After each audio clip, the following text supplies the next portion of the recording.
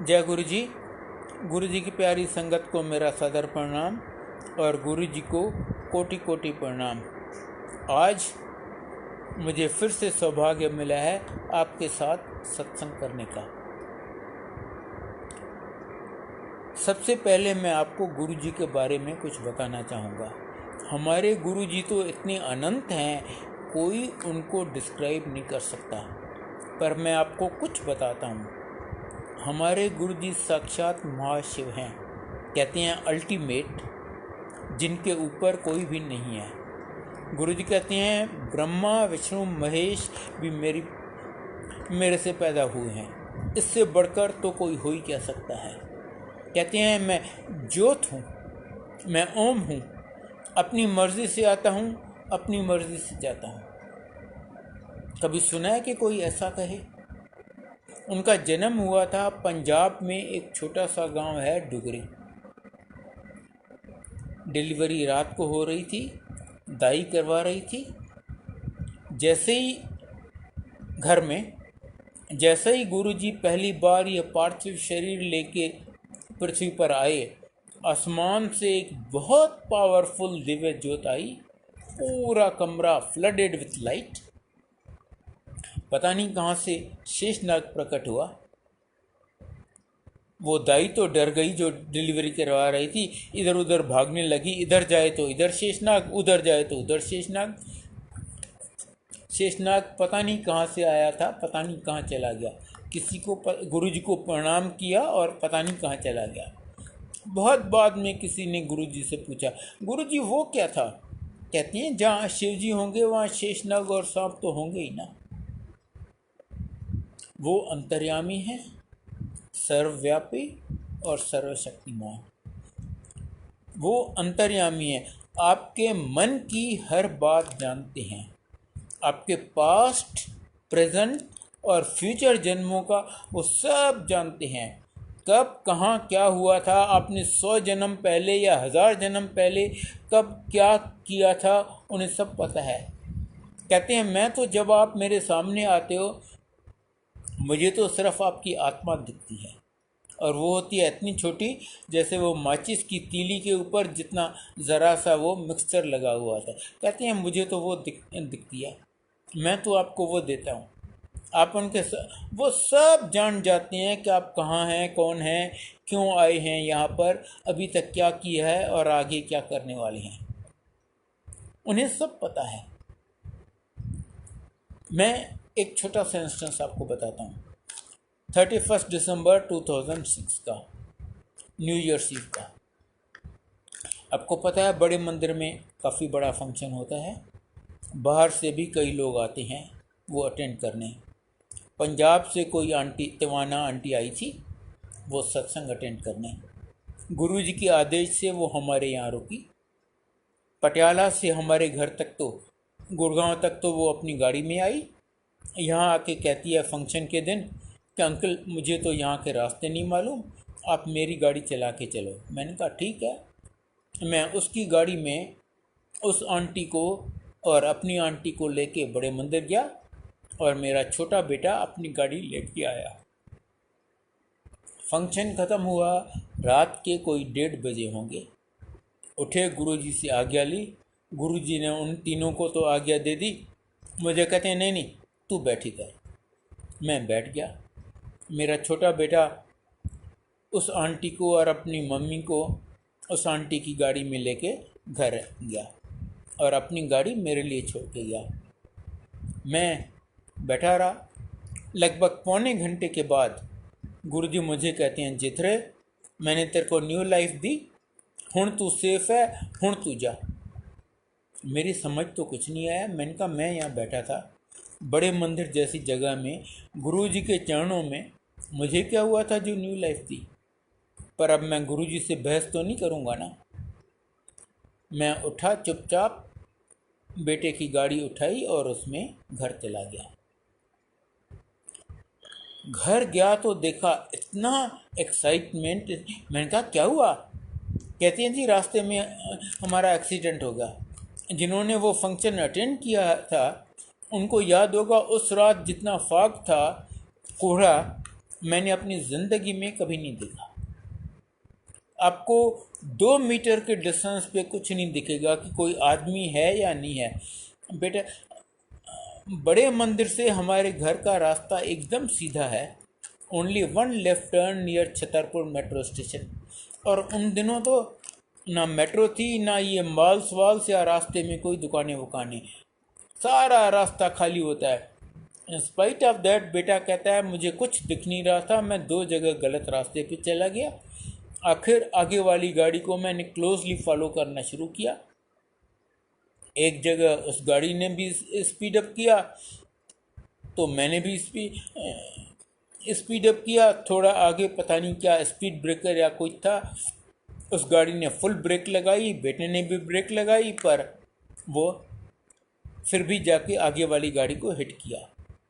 काफ़ी बुरा एक्सीडेंट हुआ। गाड़ी का बम्पर टूट गया, ग्रिल टूट गई, मेरी आंटी का सिर विंडस्क्रीन से टकराया, वो शटर प्रूफ विंडस्क्रीन टूट गया। आप समझ सकते हैं कितना बुरा एक्सीडेंट हुआ। पर इतने बड़े एक्सीडेंट में किसी पैसेंजर को ज़रा सी खरोंच नहीं आई, किसी ने एक पेन किलर भी नहीं लिया। मैंने पूछा ये कब हुआ? कहते हैं जी हम वहाँ से निकले उसके लगभग 45 मिनट बाद। मैंने कहा हाँ, लगभग 45 मिनट बाद गुरुजी मुझे कहते हैं हुण तू सेफ है, हुण तू जाकर। इनफैक्ट अगली बार जब हम गए गुरुजी के यहाँ, गुरुजी कहते हैं आप चारों को उस एक्सीडेंट में मरना था, पर मेरे ग्रह उनसे ज़्यादा ख़राब थे तो मुझे अपनी शरण में बिठा के रखा जब तक वो घड़ी टल जाए। ये है हमारे गुरुजी, यूँ आपको हथेली पे उठा के रखते हैं। This reminds me another incident. Monday का दिन था, अगस्त का महीना। मैं बड़े मंदिर में थोड़ी सेवा कर रहा था। मेन हॉल के जस्ट आउटसाइड मुझे एक पेडिस्टल फैन शिफ्ट करना था। अगस्त का महीना, उस दिन बहुत बारिश हुई थी, पूरा फर्श गीला था। मुझे एक पेडिस्टल फैन शिफ्ट करना था, बहुत हेवी था। मैंने उस फैन को अच्छी तरह दोनों हाथों से पकड़ा और अपनी तरफ खींचा। जैसे ही मैंने उसे अपनी तरफ खींचा, मेरे दोनों पैर आगे स्लिप हो गए और मैं पीठ और सर के बल जाके गिरा। वो पेडिस्टल फैन मेरे काफ़ी हेवी था, मैंने अच्छी तरह पकड़ा हुआ था, वो फ़ैन मेरे ऊपर, मैं तो वहीं दब गया। इधर से 3-4 अंकल भागते हुए आए, किसी ने फ़ैन उठाया, किसी ने मुझे उठाया, कोई मेरे सर की मालिश कर रहा है, कोई पीठ की। अंकल आपको तो बहुत चोट लगी होगी। मैंने कहा नहीं, मुझे तो कुछ नहीं हुआ, जबकि मुझे बहुत सीवियर ऑस्टियोपोरोसिस है। जिस तरीके से मैं गिरा था, ये निश्चित है कि मेरी स्पाइन, रीढ़ की हड्डी 2-4 जगह से टूटती और मेरी बाकी ज़िंदगी या कोमा में या बिस्तरे पे गुजरती। पर मुझे कुछ भी नहीं हुआ, मैंने एक पेन किलर भी नहीं लिया। अब आप मोर इम्पॉर्टेंट पार्ट सुनिए। जब मेरे साथ ये हुआ, just outside the main hall, मेरी अपनी आंटी मेन हॉल में ध्यान में बैठी हुई थी। उसे पता नहीं था मेरे साथ क्या हुआ है। वो ध्यान में देखती है कि गुरुजी ड्राइववे में पैदल आ रहे हैं और एग्जैक्टली जैसे मैं गिरा हूँ गुरुजी गिर जाते हैं। तो वो गुरुजी को कहती है, गुरुजी आप तो हम लोगों को बचाते हैं, आज आप कैसे गिर गए? गुरुजी कहते हैं नहीं नहीं, मैं गिरा नहीं हूँ, आज बारिश है ना, आज मेरी संगत के बहुत लोग यहाँ मंदिर में गिरेंगे, मैंने उन सब का कष्ट अपने ऊपर ले लिया है। Can you beat it? ये हैं हमारे गुरुजी, यूँ आपको हथेली पे उठा के रखते हैं। आप एक बार उनकी शरण आ गए, समझ लीजिए आपका पास्ट, प्रेजेंट और फ्यूचर सब कल्याण हो गया। गुरुजी की दी मोस्ट कॉमन फ्रेजेस 2 थी।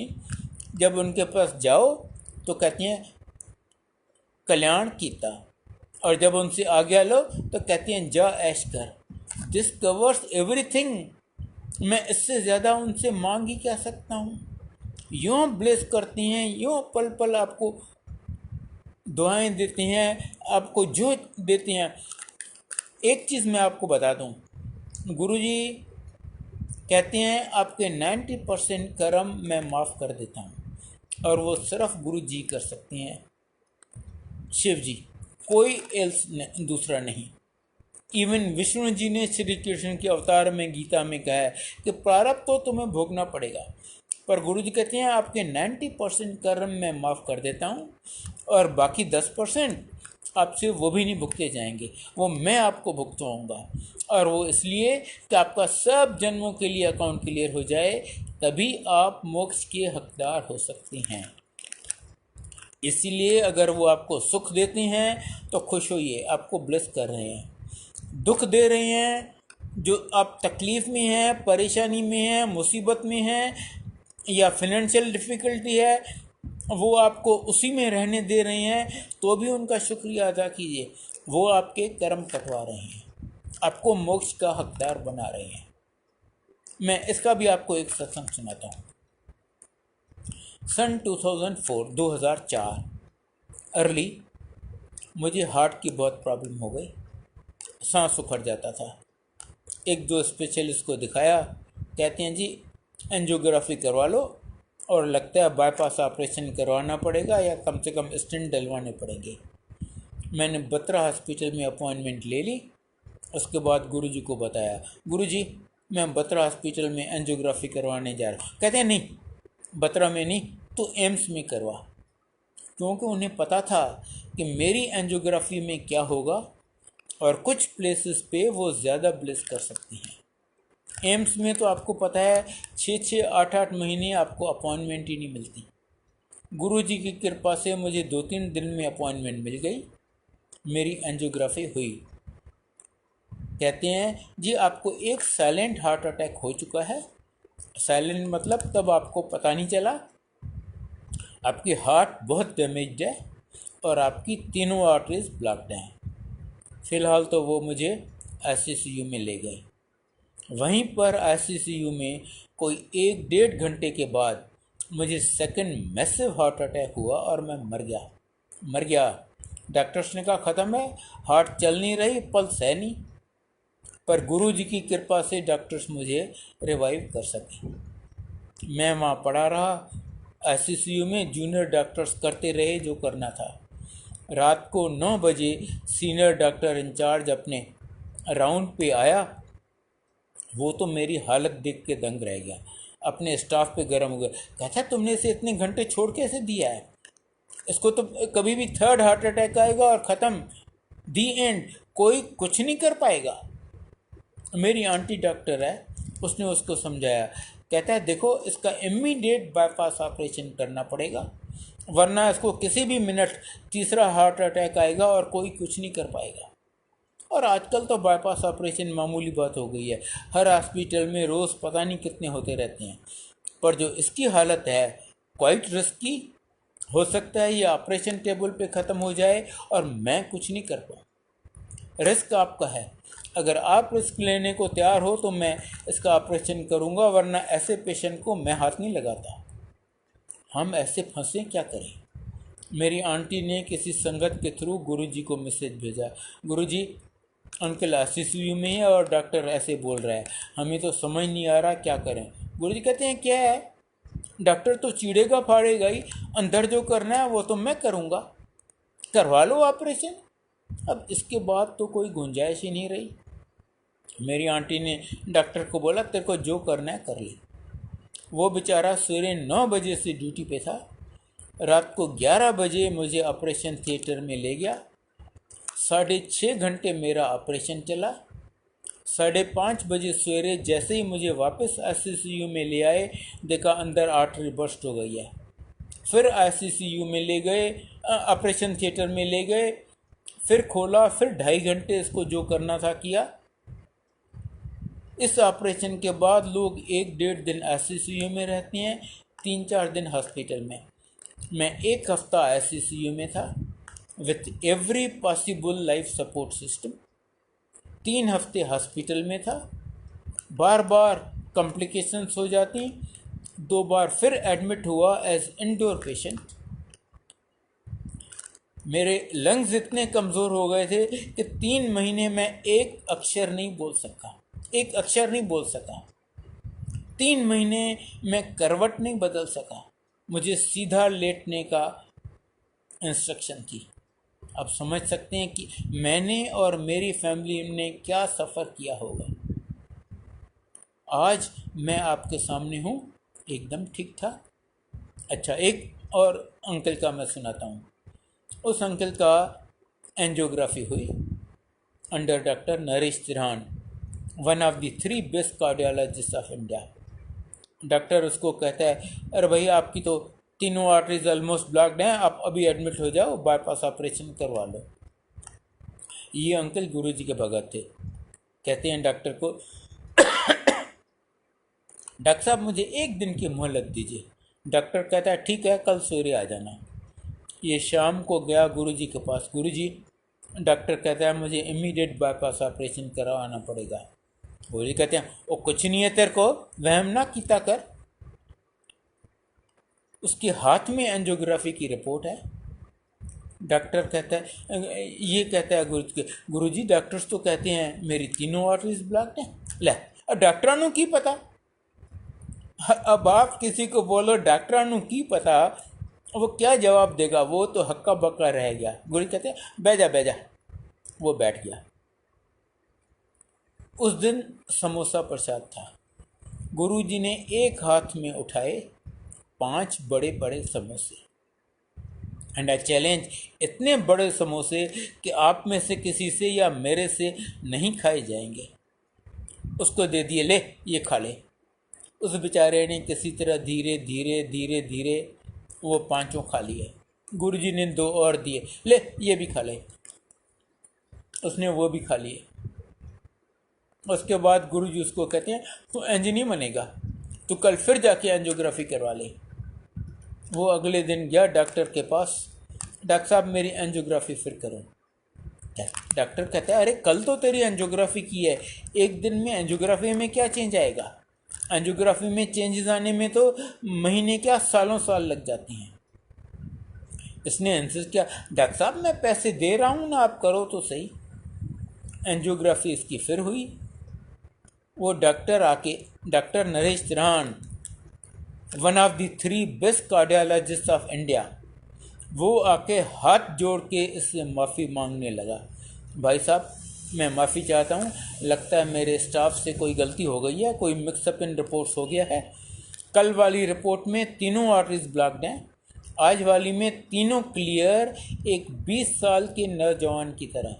ये दोनों रिपोर्ट सेम आदमी की हो ही नहीं सकती। लगता है मेरे स्टाफ ने कुछ गड़बड़ कर दिया है। ये कहता है नहीं डॉक्टर साहब आपकी कोई गलती नहीं है, ये मेरे गुरुजी की मेहर है। वो कहता है मैं ऐसे गुरु को मिलना चाहता हूँ। वो अपनी पूरी टीम लेके गुरुजी के पास पहुँच गया, गुरुजी का भगत बन गया, और उसकी अपनी वाइफ मधु त्रिहान को स्किन कैंसर था जो गुरुजी ने ठीक किया। ये हैं हमारे गुरुजी। कहते हैं मैं शुरू वहाँ पर होता हूँ जहाँ आदमी की सोच या मेडिकल साइंस ख़त्म होती है। इसलिए जब आप यहाँ आते हो अपनी अकल को जूतों के साथ बाहर रख के आओ, यहाँ उसका कोई काम नहीं है।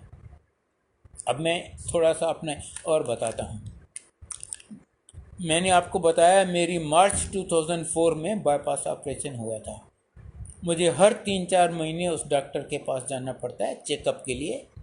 वो मेरे प्रोग्रेस से बहुत खुश है, उससे थोड़ी दोस्ती भी हो गई है। उसको मैंने थोड़ा बहुत गुरुजी के बारे में भी बताया है। लगभग 2 साल पहले वो मुझे खुद कहता है जो मैंने बाईपास ऑपरेशन किया था उसकी लाइफ तो 7-8 साल होती है, फिर वो आर्टरीज ब्लॉक हो जाती हैं, फिर बाईपास ऑपरेशन कराना पड़ता है।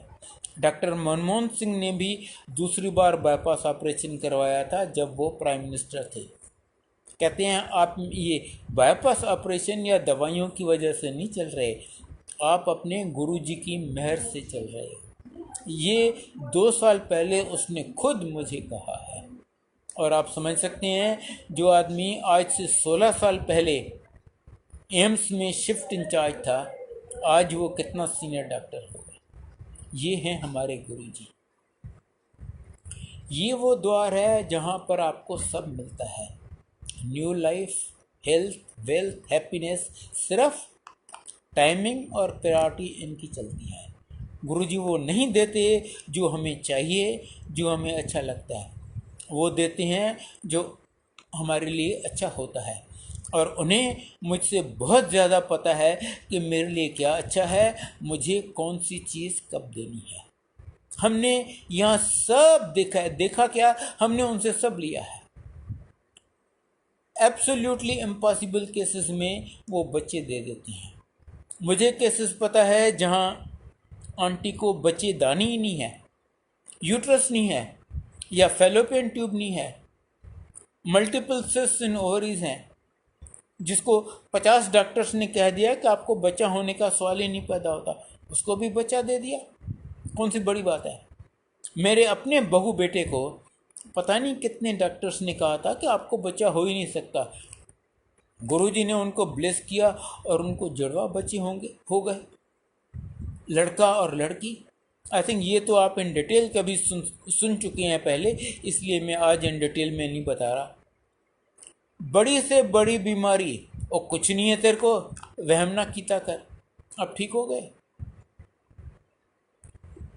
बगैर उनकी आज्ञा के यमराज आपको छू नहीं सकता। मुझे केसेस पता है जहां एम्पायर स्टेट में संगत चल रही थी, यमराज आया, वो किसी अंकल को ले जाने लगा। गुरुजी कहते हैं देख ये मेरा भगत है, तू इसको हाथ नहीं लगाएगा। यमराज कहता है गुरुजी आपको पता है इसका टाइम ख़त्म हो गया, आज मुझे इसे ले जाने दीजिए। गुरुजी कहते हैं नहीं, आज मैं तुम्हें किसी हालत में इसे नहीं ले जाने दूंगा। और यमराज खाली हाथ वापस चला गया। मैंने अभी आपको अपना बताया कि कैसे मैं मर गया था, गुरुजी ने मुझे ज़िंदा कर दिया। मुझे तो उसके बाद, उसके पहले भी कई बार उन्होंने न्यू लाइफ दी है और कई बार सर्टेन डेथ से बचाया है। मेरी आंटी को न्यू लाइफ दिया है मोर देन वंस। बड़े बेटे को, छोटे बेटे को, बहुओं को, सब बिन मांगे, बिन एक अक्षर बताए, वो सब जानते हैं, जानी जान है। गुरुजी कहते हैं मैं सबसे पहले आपको लाइफ देता हूँ, अगर लाइफ ही नहीं है तो और कोई चीज़ लेके क्या कर लोगे। उसके बाद मैं आपको हेल्थ देता हूँ। अगर लाइफ है पर आप आईसीयू में पड़े हो और रोज़ 1-1.5 लाख आपका खर्चा हो रहा है, 4 आदमी सारा दिन रात आपकी सेवा में लगे हैं, तो क्या फ़ायदा उस लाइफ का। तो पहले लाइफ देता हूँ, फिर हेल्थ, फिर वेल्थ, फिर आपको जो और चीज़ चाहिए। बेटी की शादी करवानी है, नौकरी चाहिए, प्रमोशन चाहिए, पासपोर्ट चाहिए, वीज़ा चाहिए, मकान चाहिए, मिलता सब है। सिर्फ टाइमिंग और प्रायोरिटी उनकी चलती है।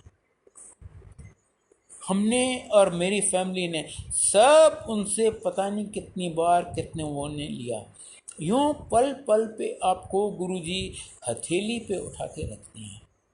ऐसे गुरु को हम दे ही क्या सकते हैं। सिर्फ श्रद्धा, प्यार और उन पर विश्वास कीजिए।